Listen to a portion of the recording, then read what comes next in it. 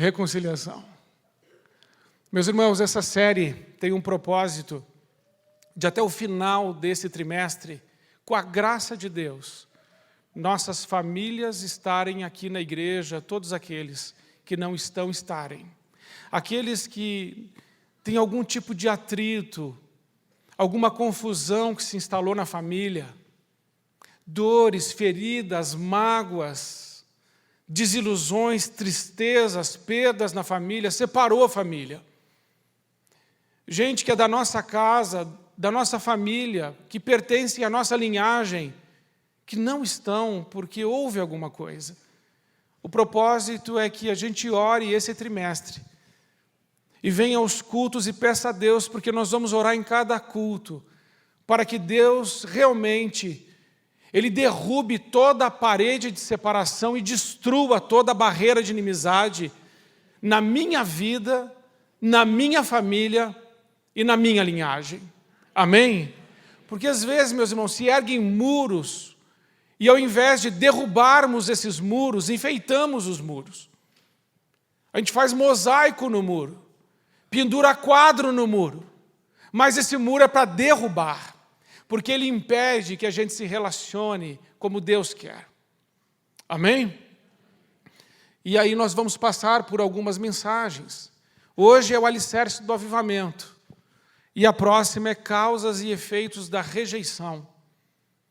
E você precisa vir e convidar alguém para vir. Alguém da sua família, alguém da sua casa. Você não pode desistir da sua família. Família workaholic. Não sei como é que fala esse workaholic direito. Workaholic. E o que é isso? É o vício no trabalho. Gente que está tão presa com o trabalho que não tem tempo mais para nada. O trabalho virou o Deus.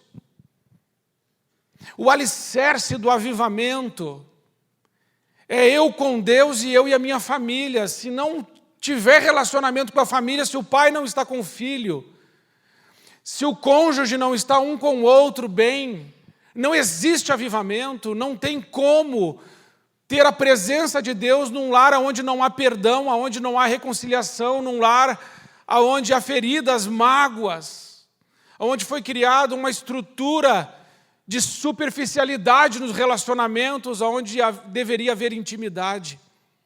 Há uma superficialidade porque não se tem mais tempo. Por isso eu coloquei a família workaholic, que é uma família que ela não consegue realmente interagir. E tempo é uma coisa espiritual. A Bíblia ensina que há um tempo certo para todas as coisas.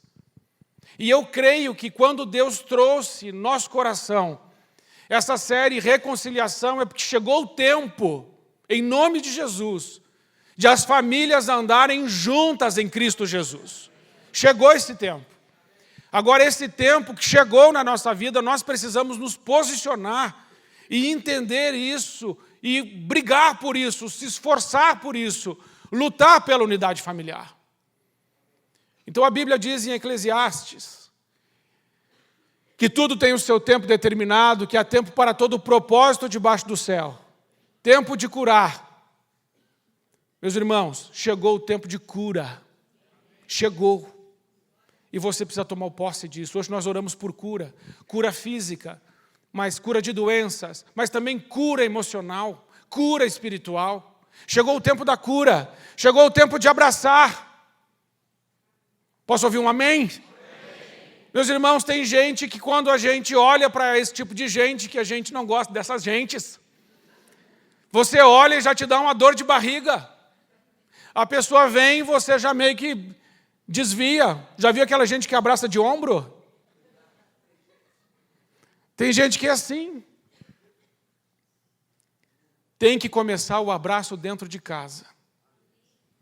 Tem que abraçar e segurar.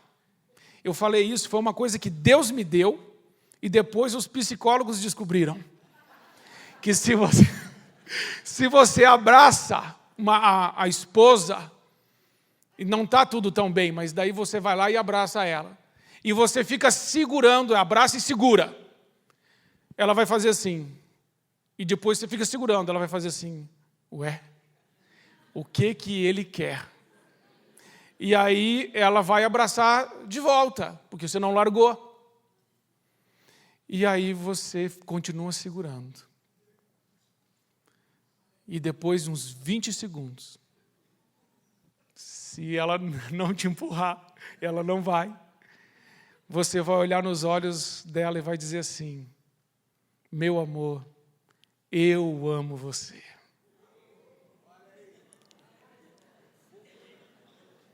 Você já viu no que isso vai dar? Você já comece cedo, entendeu? Seja inteligente, em nome de Jesus. Se você fizer isso, meu irmão, o que é que você perde? O que é que você perde por abraçar a sua esposa, olhar nos olhos dela e dizer assim, eu amo você? O que você perde de abraçar o seu marido, olhar nos olhos dele, sem pegar o cartão de crédito? E dizer para ele assim, eu amo você. Não perde. E sabe, eu acho que um dos dois pode começar a chorar. Sabe por quê? Porque na hora que você abraçou, olhou nos olhos e disse, eu amo você, você deu um chute naquele muro, você está quebrando aquela barreira. Amém? Amém? É simples? Não é simples, sabe por quê? Porque a gente já acorda pensando no que tem que fazer e esquece que antes de fazer a gente precisa ser. A gente precisa ser cheio do Espírito Santo. A gente precisa ser cheio do amor de Deus. A gente precisa ser cheio da palavra de Deus. Na nossa boca tem que ter esperança, tem que ter fé, tem que ter coragem, ousadia, intrepidez que vem de Deus. Dos nossos lábios precisa sair vida para as pessoas. E o Espírito Santo que está em você tem o poder de fazer isso através da sua vida. Você é, sim, um ministro da reconciliação do nosso Senhor. Você tem nos seus lábios a palavra da reconciliação do nosso Senhor Jesus. E pela fé, a reconciliação já chegou na sua casa. Amém? Então há um tempo de abraçar, há um tempo de coser. O que é coser? Cozinhar? Costurar? Eu achava que ia cozinhar, tive que olhar no dicionário. Costurar, o que arrebentou? O que é que rasgou lá? Eu quero dizer para você, não importa o que foi rasgado, há um tempo de costurar de novo. Amém? Dá para costurar de novo.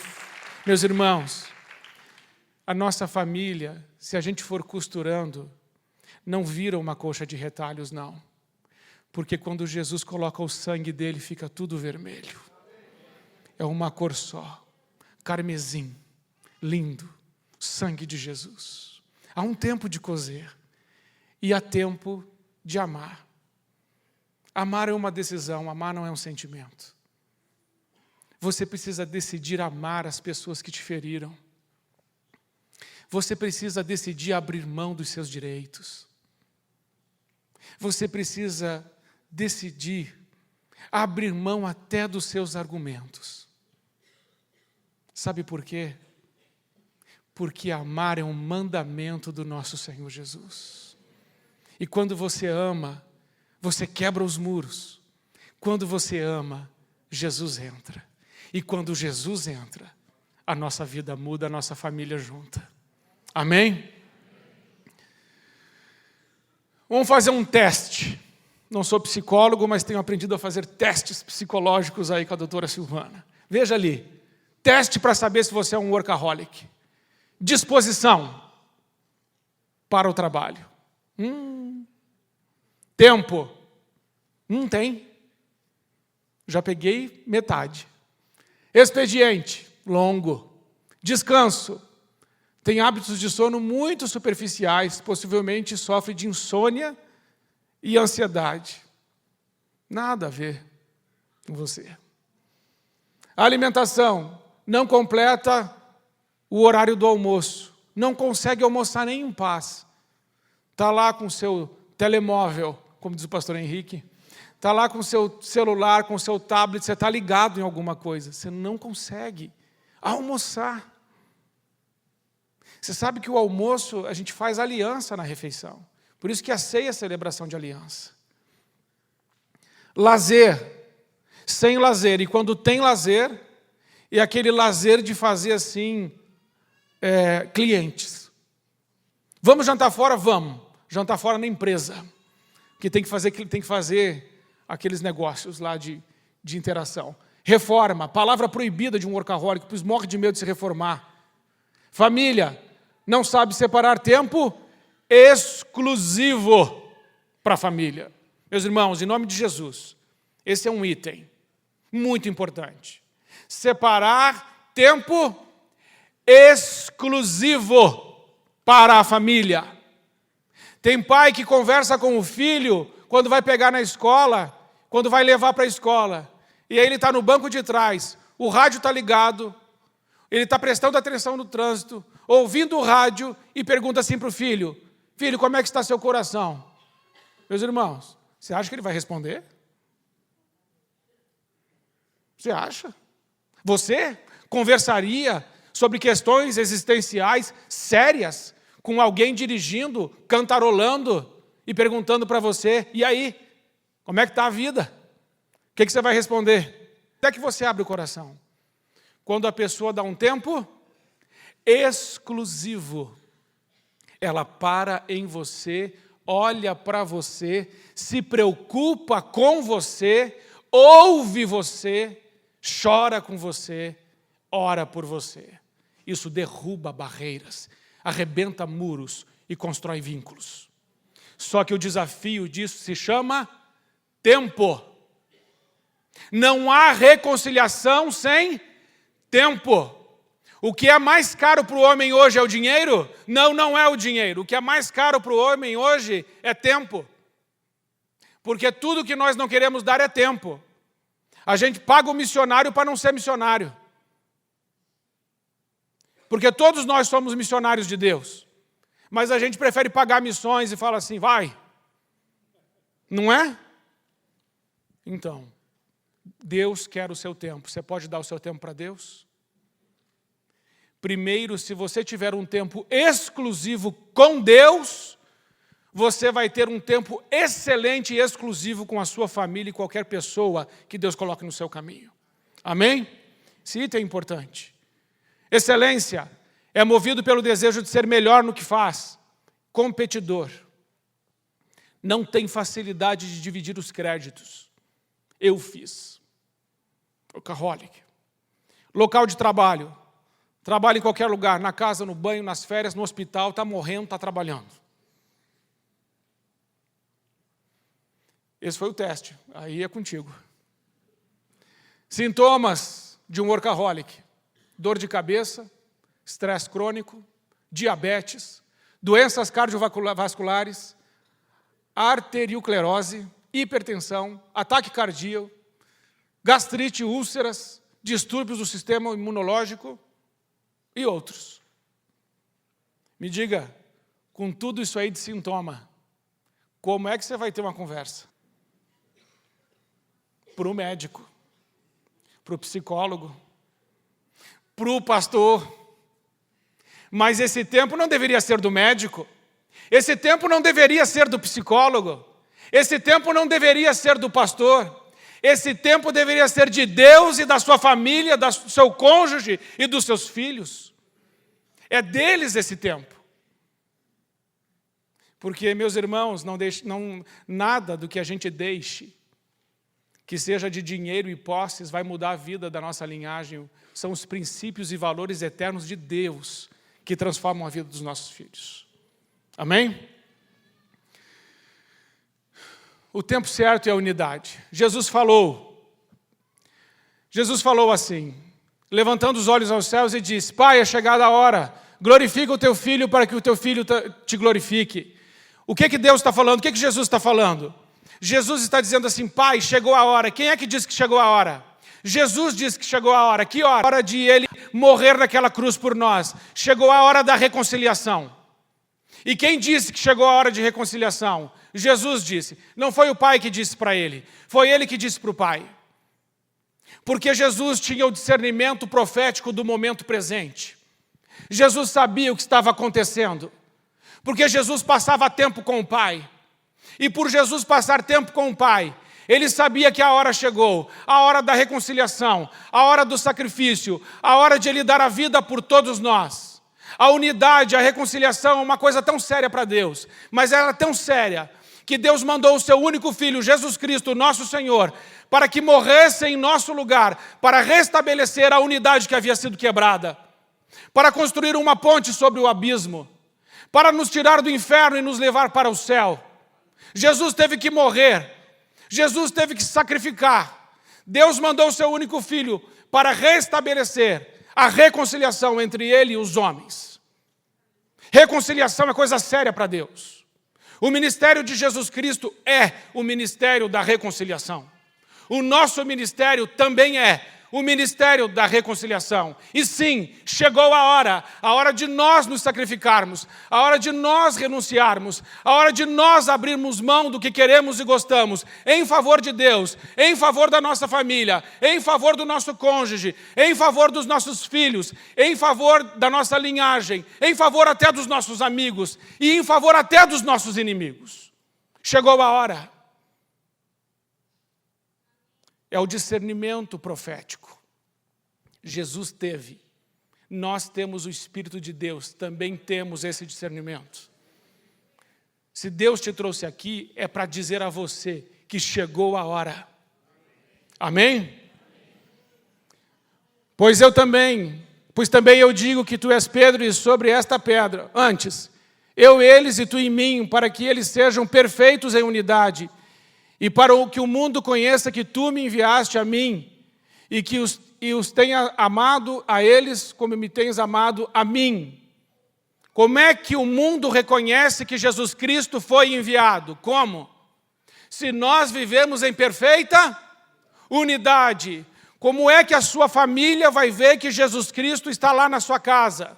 Se vocês viverem em perfeita unidade. Como é que as pessoas vão identificar Jesus Cristo na sua família toda? Se toda ela viver em perfeita unidade, eles vão dizer, com certeza, Jesus Cristo chegou nesta casa. Jesus Cristo precisa chegar na sua casa. Mas para ele chegar na sua casa, você precisa lutar pela unidade. Ser perfeito em unidade com o Pai, ser perfeito em unidade com o outro. Pois eu também te digo que tu és Pedro, e sobre esta pedra edificarei a minha igreja, as portas do inferno não prevalecerão contra ela, e eu te darei as chaves do reino dos céus, e tudo que ligares na terra será ligado nos céus, e tudo que desligares na terra será desligado nos céus. O que isso quer dizer? A palavra ligar é concordar. Meus irmãos, para concordar precisa ter unidade. Sem unidade não há concordância. Uma casa dividida não prevalece.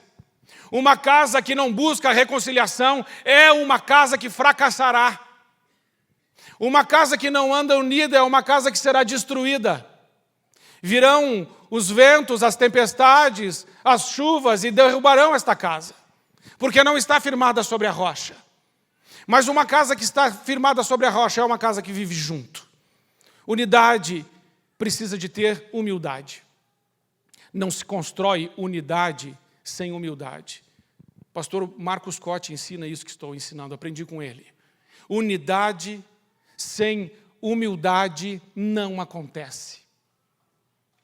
Por isso, eu peço que em nome de Jesus, que você lance por terra todos os seus motivos que inviabilizam a unidade na sua família, na sua casa. Em nome de Jesus. Por mais justos que eles sejam para você. Abra mão disso. Seja humilde. E reconstrua a unidade em nome de Jesus. Amém? Porque quando a gente reconstrói a unidade, Deus disse, eu vou dar para vocês chaves. As chaves do reino. Apocalipse 1,18 está ali dizendo que Jesus disse, eu tenho as chaves da morte e do inferno. Para quem é que Jesus deu as chaves? Para a igreja. E ali está escrito que as portas do inferno não prevalecerão ao avanço da igreja. Amém?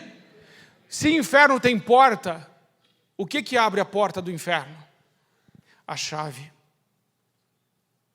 Você não vai abrir porta do inferno a chute. Você não vai abrir a porta do inferno nas suas forças, que se chama unidade e concordância, pelo poder da reconciliação. Amém?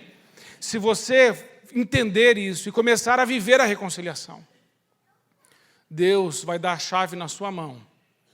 E aquilo que o diabo prendeu, você, através da unidade, que tem que ter humildade, vai destravar. E as pessoas vão sair de lá e vão celebrar com você a vida de Cristo nelas. Amém? O tempo certo chegou. A unidade é necessária. Vamos orar? Você pode ficar em pé? Não é oração final, não dá glória a Deus. É uma oração para te inspirar. Vamos lá. Estou certo de que nem a morte, nem a vida, nem os anjos, nem os principados, nem as potestades, nem o presente, nem o porvir, nem a altura, nem a profundidade, nenhuma outra criatura. Tudo isso provém de Deus, que nos reconciliou consigo mesmo por Jesus Cristo e nos deu o ministério da reconciliação. Deus estava em Cristo reconciliando consigo o mundo, não nos imputando os seus pecados, e pôs em mim a palavra da reconciliação. E não somente isso, mas também nos gloriamos em Deus,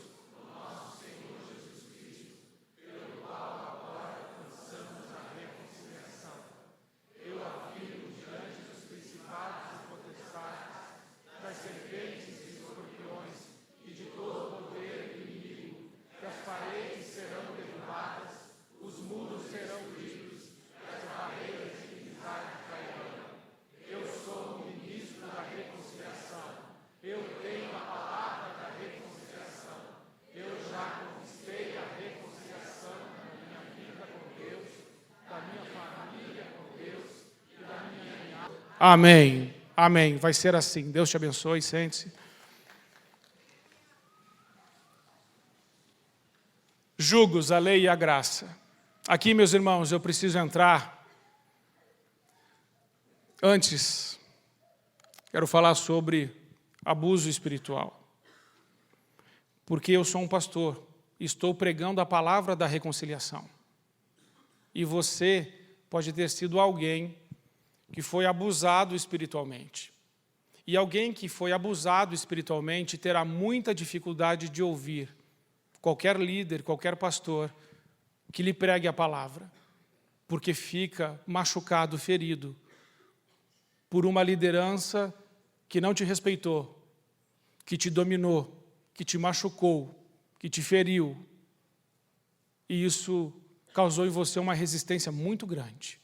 Mas a palavra de Deus diz: apacentai o rebanho de Deus que está entre vós, tendo cuidado dele, ganância, mas de ânimo pronto, nem como tendo domínio sobre a herança de Deus, mas servindo de exemplo ao rebanho. Amém?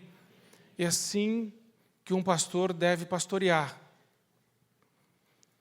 O abuso espiritual, a aversão, traz aversão à igreja. E eu separei uma coisa para te dizer aqui. Especialistas definem abuso espiritual como o uso da posição de liderança ou de poder para seduzir, influenciar, manipular as pessoas ao fim de alcançar interesses próprios. Quem pratica é muito hábil para passar a impressão de que aquilo que querem é do interesse de Deus e de sua obra, quando na realidade é só satisfazer o ego. Já quem é vítima desse sistema pode demorar anos para se libertar e carregar por um bom tempo as marcas da dor, tristeza e revolta por ter sido. Em razão da situação de exploração emocional a que foi submetido, o abusado não consegue discernir que esta manipulação partiu da ação de um homem e não de outros líderes que estão interessados no seu bem. Uma mulher disse: faz 10 anos que não abro a Bíblia. E quando vejo algum pastor pregando na televisão, tenho vontade de vomitar. Revolta profunda contra Deus. Sente-se abusado também por Deus. Associará os abusos que sofreu pelo líder à permissão de um Deus omisso e mau. Transfere para Deus a culpa. Acaba por transferir o sentimento que tem do líder para Deus. Perda da fé. Se há um Deus bom, esse não foi conhecido por meio das ações abusivas do líder, que foi manipulador e explorador das emoções. Por causa do abuso sofrido, muitos terminam no ateísmo. Atrofiamento espiritual e emocional, o último.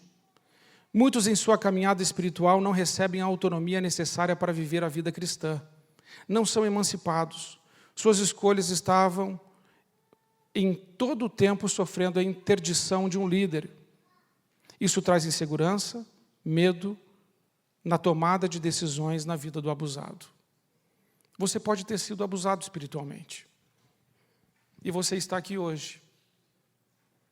E antes de a gente continuar tudo o que precisa continuar, eu quero pedir que, em nome de Jesus, você perdoe o líder que te machucou. Amém? Você está entendendo? O líder que falou de dinheiro da forma errada e você não quis mais dizimar. O líder que quis saber tudo da sua vida, quis te controlar. Tem um monte de gente que está chegando na igreja por célula e de outras igrejas. Gente que não quer participar de célula porque foi traumatizado. Gente que não quer chegar perto do pastor porque tem medo de ser dominado. E se você não confiar no líder que está te orientando, você terá muita dificuldade de fazer o que ele está te pedindo. Vocês estão me entendendo? Por isso precisa liberar perdão. Será que a gente pode fazer isso agora? Você concorda? Então eu quero pedir que você, que quer liberar perdão para algum líder que te machucou, é rápido, mas a gente tem que fazer isso. Deixa o seu lugar, vem aqui na frente e nós vamos orar juntos. Amém?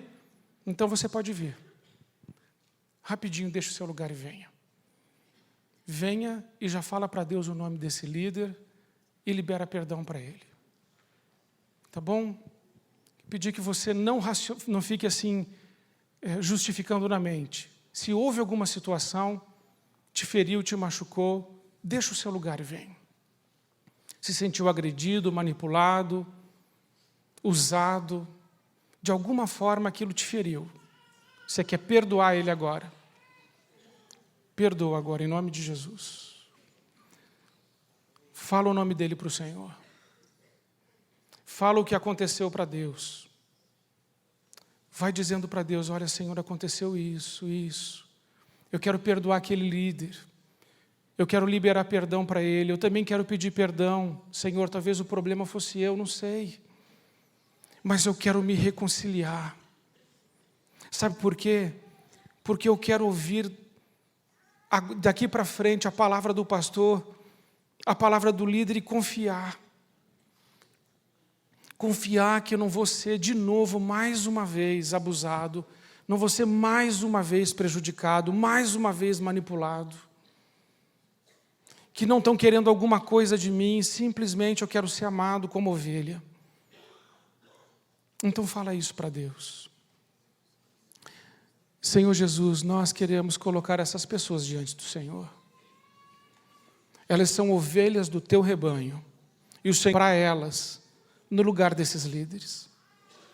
Senhor Jesus, eu peço perdão para elas. Tira, Pai, do coração delas toda a barreira para ouvir a tua palavra, Senhor. Pai, em nome de Jesus, cura agora as suas emoções. Tira toda a dor, Senhor. Pai, todo o espírito contrário que está nesses corações, Senhor, que caia por terra hoje aqui em nome de Jesus. Senhor, que elas possam ouvir o pastor sem ficar desconfiadas, com medo de serem enganadas, seduzidas, manipuladas. Não, Senhor, que elas possam ter certeza que existem ainda muitas e muitas e muitas igrejas boas, com bons pastores, com homens de Deus, que estão pregando seriamente a palavra de Deus para a reconciliação dos filhos do Senhor. Por isso, Pai, Espírito Santo, tira, Senhor, todo espinho que entrou dentro desses corações, espíritos dos teus filhos. E, Pai, quando eles olharem para o pastor, que eles não fiquem resistentes e não fiquem pensando que tudo que está sendo dito é uma forma de manipulação e controle. Mas a gente está pregando a Tua palavra, Senhor. Reconstrói de novo, Senhor, as pontes. Derruba, Senhor, os muros. Senhor, destrói toda a barreira que se criou, Pai. E que esses Teus filhos possam amar de novo estar na igreja e ouvir a Tua santa palavra. É a nossa oração, em nome de Jesus. Amém. Deus te abençoe. Você pode voltar ao seu lugar.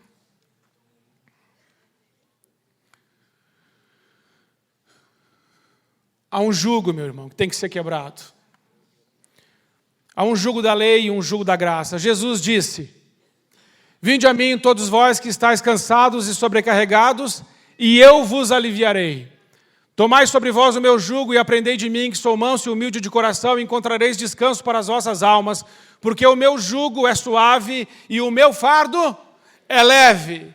O jugo de Jesus é suave. Amém? Meus irmãos, o que é jugo? Você tem que entender algo hoje, bem entendido. Jugo não é uma canga que se põe sobre os ombros. Jugo não é uma carga. Para entender jugo, tem que voltar na história de Israel nos dias de Jesus. Nos dias de Jesus, os meninos de Israel estudavam dos 6 aos 10 anos para decorar a Torá. E dos 10 aos 14, discutiam as interpretações e as aplicações do texto religioso nas suas vidas. Depois disso, escolheriam um rabi, um mestre, um pastor, para que com eles continuassem aprendendo. Nos dias de Jesus havia 2 grandes mestres, um se chamava Hilel e outro se chamava Shammai. Hilel foi avô de Gamaliel, no qual Paulo aprendeu aos pés. Esses 2 mestres tinham um jugo. Entenda o que é jugo. Jugo é o conjunto de interpretações e aplicações das Escrituras na minha vida. Então os discípulos, aqueles meninos, escolhiam um mestre para se colocar debaixo de um jugo, que é aquele conjunto de entendimento. Todo mestre tem um jugo. Todo mestre, todo rabi tem um conjunto de entendimento acerca das Escrituras. E as pessoas escolhiam debaixo de qual jugo queriam estar. Nesse contexto, Jesus Cristo aparece e diz assim: eu também sou um rabi, eu também sou um mestre, eu também ensino. Embora não tenha participado da escola formal de vocês, eu também sou. E eu também tenho um jugo. Mas o meu jugo não é como o jugo deles. O meu jugo é suave e o meu fardo é leve. Amém?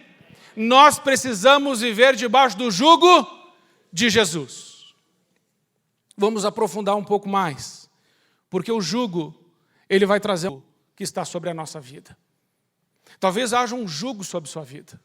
Por isso a reconciliação é importante, mas é importante entender que o jugo, ele pode estar sobre a sua vida, a forma como você vê a vida, não é o jugo de Cristo. Você pode estar vendo a vida através da lente do jugo do abuso, da traição, através da injustiça, da acusação falsa, da rejeição pessoal, da confiança traída, da promessa não cumprida, dos filhos fora do casamento, do adultério, de tantas coisas, e você começa a enxergar a sua vida através desse jugo. Você entende a vida através deste conceito, dessas circunstâncias. Elas criaram em você um jugo. Esse jugo não é bom, esse jugo é do inferno, esse jugo precisa ser quebrado. Porque se você continuar olhando a vida através desta lente, você não vai conseguir amar o outro, se aproximar. Você não vai conseguir perdoar. Acabamos de quebrar um jugo agora. O jugo de olhar alguém através de uma lente, onde eu fui abusado, dominado, manipulado, oprimido. Mas quando eu decido perdoar, eu quebro o jugo e coloco o jugo de Cristo sobre os meus ombros. Amém? Então você precisa ver aí qual é o seu jugo. Ou quais são os seus jugos que você precisa levar para a cruz. O jugo e a graça. Meus irmãos, quem é que trouxe o jugo? biblicamente falando, no Antigo Testamento? Moisés. Moisés traz o jugo da lei. Os 10 mandamentos são o jugo da lei. E todo o jugo que veio de Moisés foi o jugo da lei. Moisés subiu no monte e voltou com o jugo da lei. Jesus subiu no monte e voltou com o jugo da graça. E aí todo mundo fala assim, eba, é a graça, pastor. Meus irmãos, a graça é mais exigente do que a lei. Diga amém. A graça é mais exigente do que a lei. Quer ver? Se todo o mestre tem um jugo e Jesus é um mestre, é um rabi, e também ele tem um. Ele também tem um conjunto de entendimento, de interpretação e aplicação das Escrituras. Por isso é que Jesus vai dizer assim, vocês ouviram o que foi dito. Eu, porém, vos digo, toda vez que ele diz, eu, porém, vos digo, ele está aplicando um novo jugo, um novo conjunto de entendimento e aplicação das Escrituras na minha vida. Amém? Então Jesus chega com a graça e ele diz, ouviste o que foi dito aos antigos, não matarás, mas qualquer que matar será réu de juízo. Isso era a lei. Agora veja a graça, que bênção. Eu, porém, vos digo, qualquer um que sem motivo se encolerizar contra o seu irmão será réu de juízo. Ficou bravo com o seu irmão sem motivo, você já é réu de juízo. A graça é melhor? É. Mas dito aos antigos, não cometerás adultério. Então antes, para ter adultério, precisa ter o ato.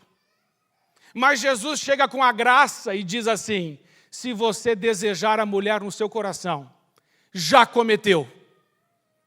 Graça. Graça. Amém? Amém, amor. Chegou a graça, meus irmãos. Também foi dito, qualquer que deixar a sua mulher, dê-lhe carta de divórcio. Eu, porém, vos digo que qualquer que se repudiar a sua mulher, a não ser por causa de fornicação, faz com que ela cometa adultério, e qualquer que casar com a repudiada comete adultério. Antes, a mulher queimava o arroz, tchau. Jesus chega e fala assim, não.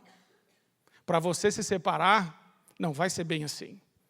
Porque Moisés deu carta de divórcio por causa do coração mau de vocês. Mas eu não quero que vocês se separem. Quero que vocês vivam juntos. Se ela queimou o arroz, entendeu? Ouviste o que foi dito? Olho por olho, dente por dente. O que isso significa? Se uma pessoa arrancar o seu olho, vai lá e arranque o dela. Isso é vingança? Não. A Bíblia não fala de vingança. Isso é proporção. O cara arrancou seu olho, você vai matar ele? Não, só vai arrancar o olho dele. Mas não vai matar. Proporção. A Bíblia não fala de vingança. Proporção. Mas Jesus chega e diz assim, eu, porém, vos digo, não resistais ao mal, mas qualquer um que te bater na face direita, oferece graça. Amém? Chegou a graça. Dá para se reconciliar fora da graça? Não. Porque fora da graça não há reconciliação. Não há. Não há como reconciliar a pessoa batendo no seu lado, no seu rosto, você lá vai dar um tapão nela também. Mas a graça é mais exigente. O que é oferecer a outra face? Não é ser um bobo que a pessoa te bateu, você fala assim, olha, Jesus mandou que você pode bater. Não. Você teria o direito de revidar, mas você abriu mão do seu direito. Abrir mão do direito é graça. Amém? Ouviste o que foi dito, amarás o teu próximo e odiarás o teu inimigo. Eu, porém, vos digo, amai os vossos... Fala inimigos de novo. Amai os vossos... Vocês disseram. Bendizei os que vos maldizem. Fizeram fofoca de você? Fala assim, que pessoa bênção. Jesus disse, fazei o bem aos que vos odeiam, orai pelos que vos maltratam e vos perseguem, para que sejais filhos do vosso Pai que estás nos céus. Amém? Meus irmãos, eu vou falar rapidinho sobre os verdugos. O que é eu não tenho tempo de ler ali o texto. É uma parábola que Jesus conta de um homem que devia 10.000 denários. E ele não tinha como pagar esses 10.000 denários, vai diante de Deus, essa é a parábola do rei. E ele não tendo como pagar, ele teria que se entregar e entregar toda a sua família como escravo. E o seu senhor, tendo compaixão dele, diz assim, não. Além de você não precisar se entregar como escravo, e nem vou te dar o tempo que você me pediu para pagar, porque 10.000 talentos, nem com a sua vida toda você me pagaria, eu vou fazer o seguinte, estou perdoando a sua dívida. E aí esse homem sai, e um outro devia para ele 100 denários. Meus irmãos, ele foi perdoado de uma dívida de 100 bilhões de euros, para aumentar. E o cara devia para ele 10 pila. E ele falou, o cara falou assim, você me perdoa de 10 pila? Ele falou, não, prende esse miserável. É justo? Quando Jesus morreu naquela cruz, quanto você poderia pagar para ir para o céu? Tem dinheiro? Ele morreu por você, ele te cobrou quanto? Tem gente que te deve, não tem? Você já entendeu, não entendeu? Você vai ficar com esses 10 pila aí enroscado na garganta até quando?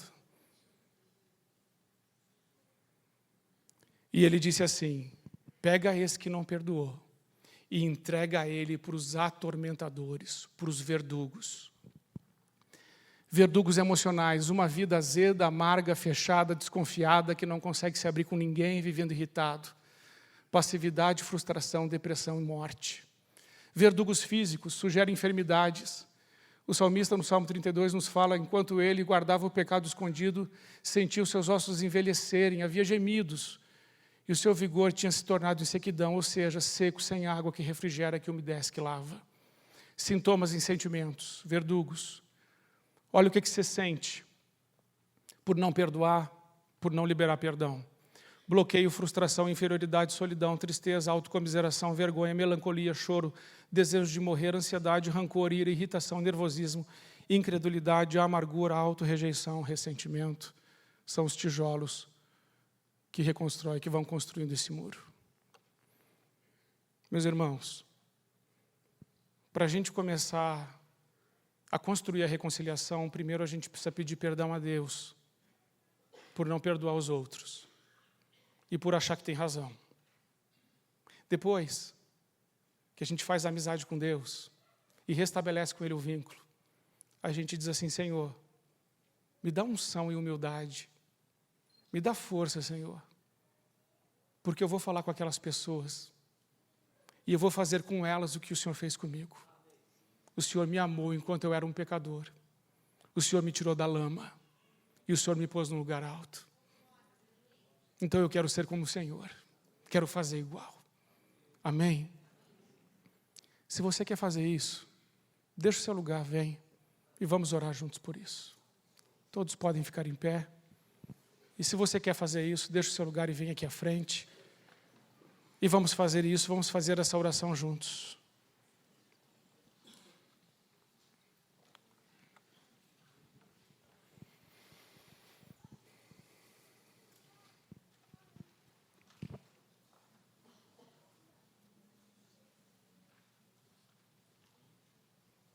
Quem chegar aqui na frente já vai falando com Deus, não me espere. Vai falando para o Senhor, vai falando com o Senhor, a gente já vai orar. Mas eu vou deixar você vir. Você vir. Para dizer assim para Deus, Deus, eu quero ser usado nesse processo. Só isso, tá bom? Vem, deixa o seu lugar e vem. Quero ser usado nesse processo.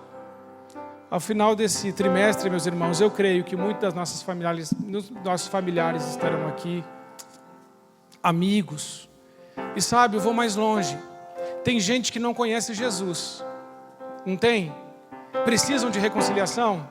Precisam. Quem sabe Deus usa você. Deixa o seu lugar e vem. Vamos orar juntos.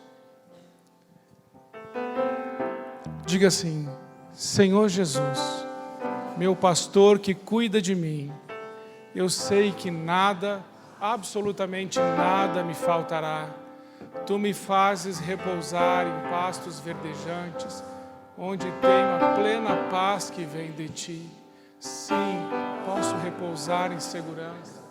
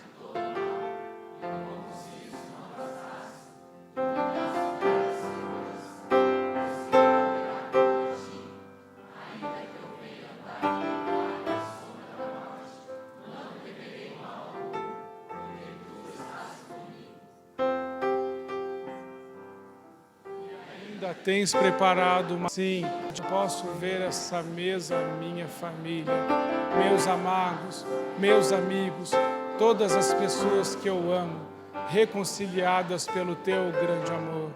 A minha família vai beber das taças dessa mesa, a taça do amor que limpa todo ressentimento, rancor, agressividade, rejeição, ódio e indiferença. Eu decido perdoar e reunir a minha casa nessa mesa. A taça da alegria que tira toda tristeza, melancolia, derrota, inferioridade e humilhação. Recebo essa alegria do Espírito Santo. Tu és a minha alegria, Senhor. A taça da paz que o Senhor dá, genuína, profunda, verdadeira e permanente. Ela afasta todo sentimento de culpa, preocupação e desamparo. Assim vejo a minha família, em nome de Jesus. Amém. Amém. Vai ser assim. Vai ser assim. Esse é o Salmo 23, de outro jeito. Mas é do jeito que Deus ouve, porque é a nossa oração. Amém? Feche os seus olhos. Senhor Jesus, muito obrigado, Senhor. O Senhor morreu por nós.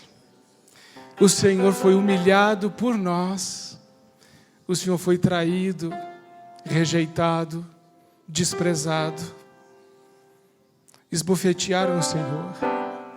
Chicotearam o Senhor.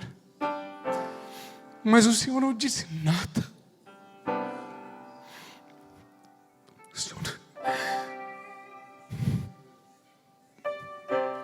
O Senhor não abriu a boca. Como o Senhor é grande. Como que o Senhor, diante de tanta dor, tanta injustiça, Senhor Jesus, que seja assim conosco. A gente não quer falar nada, queremos ficar em silêncio, mas abrir a nossa boca para construir pontes, abrir a nossa boca para reconciliação. Queremos aprender com o nosso mestre, o nosso rabi, o nosso pastor, o nosso pai. Queremos esse jugo, o jugo da graça. Queremos viver pela graça do Senhor, na graça do Senhor. Por isso, Espírito Santo de Deus, bendito e amado e querido Espírito Santo, convence cada um que está aqui do que precisa fazer.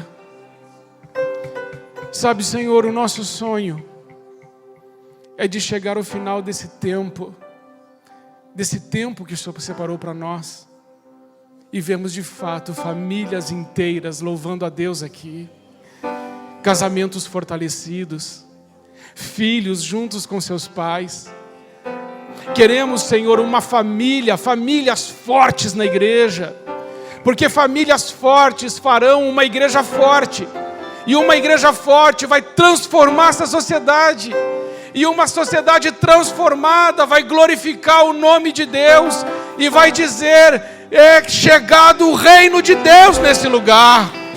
Senhor, que seja assim, que venha o teu reino, que seja feita a tua justiça.